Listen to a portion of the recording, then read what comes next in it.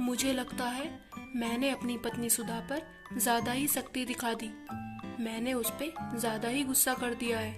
उसने कभी मुझसे किसी बात की शिकायत नहीं की। जैसी अभी मेरी ये पड़ोसन आई थी, वो कितनी बातें कर रही थी मेरी बीवी से। क्या सुधा के मन में भी कोई ख्याल आया होगा? जैसे उसकी बाकी सहेलियां घूम रही है, क्या उसका मन नहीं करता होगा? अब मुझे ही कुछ करना होगा। सुधा। जी आई।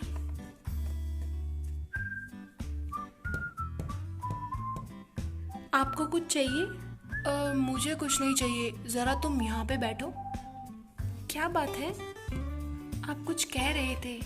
सुधा, मैं तुमसे ये कहना चाह रहा था कि कितने साल हो गए मैंने तुम्हें कहीं बाहर नहीं घुमाया, कोई हिल स्टेशन। और हिल स्टेशन तो दूर की बात है, मैं तो तुम्हें शॉपिंग भी नहीं लेके गया।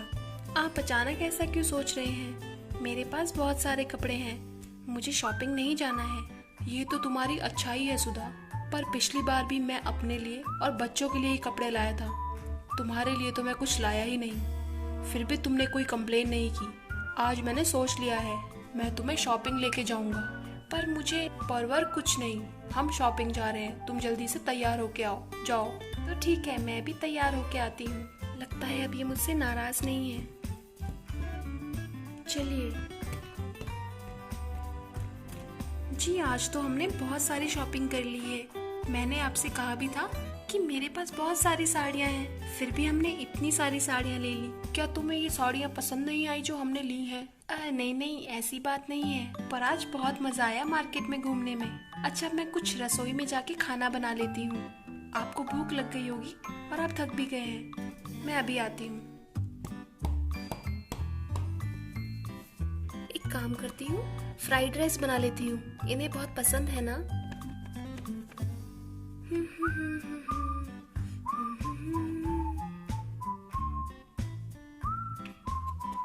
आप किचन में?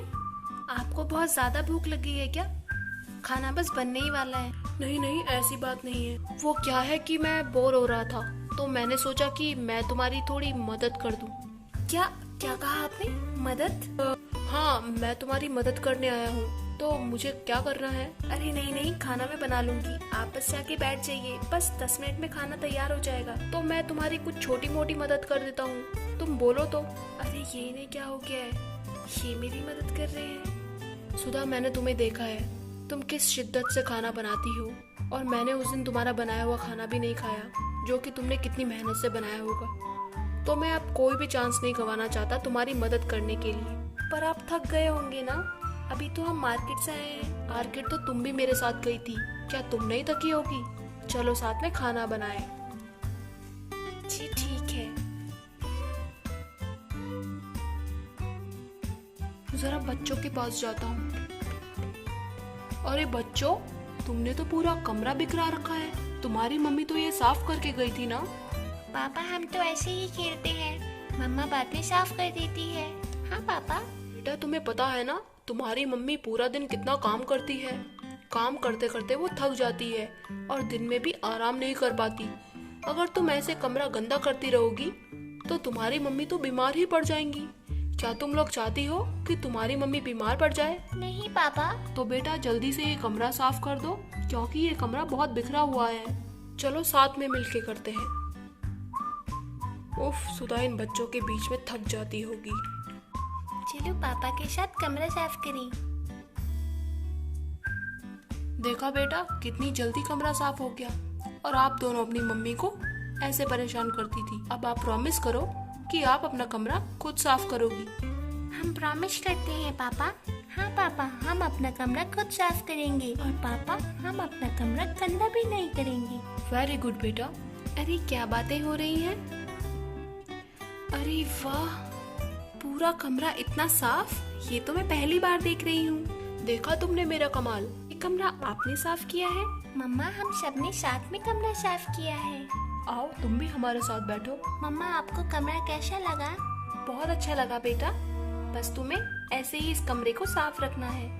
तो आपने इस कहानी में देखा कि किस तरह से सुधा के हस्बैंड को रियलाइज होता है कि सिर्फ उसकी पत्नी का ही काम नहीं है घर को साफ रखना और खाना बनाना।